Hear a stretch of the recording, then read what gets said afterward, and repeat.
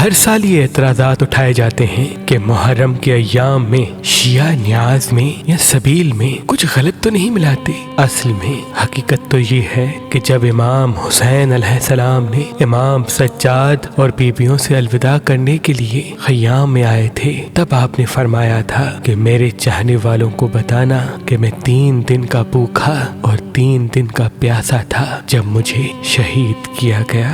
جب بھی ٹھنڈا پانی پئیں مجھ حسین کی پیاس کو یاد رکھیں۔ تب سے امام حسین سے محبت کرنے والے، مودت کرنے والے جب محرم کے ایام آتے ہیں تو جتنی ان کے دامن میں وسعت ہوتی ہے اس حساب سے امام حسین کی سبیلیں لگاتے ہیں۔ امام حسین کے نام کا نیاز معصوم بچوں اور اللہ کے بندوں کو کھلاتے ہیں، اس سوچ کے ساتھ کہ ہمارے مظلوم امام کو بھوکا پیاسا کر کے، ان کے بچوں کو بھوکا پیاسا کر کے شہید کیا گیا، اور یہ نیاز وہ خود بھی کھاتے ہیں، ان کے بچے بھی کھاتے ہیں۔ کیسے ہو سکتا ہے کہ جو چیز وہ خود کھائیں اور جو چیز وہ اپنے امام سے منسوب کر لیں جن کی وہ اتنی تعظیم کرتے ہوں، ان میں کوئی نجس چیز ملائیں؟ بالکل نہیں۔ اور محرم کے ایام میں صرف شیعہ امام حسین کی نیاز نہیں کرتے بلکہ امام حسین علیہ السلام کا نیاز سبیلیں، مختلف مسلک اور مذہب کے لوگ بڑے عقیدت سے کرتے رہتے ہیں۔ اور اس نیاز اور سبیل کا یہ معجزہ ہے کہ جو انسان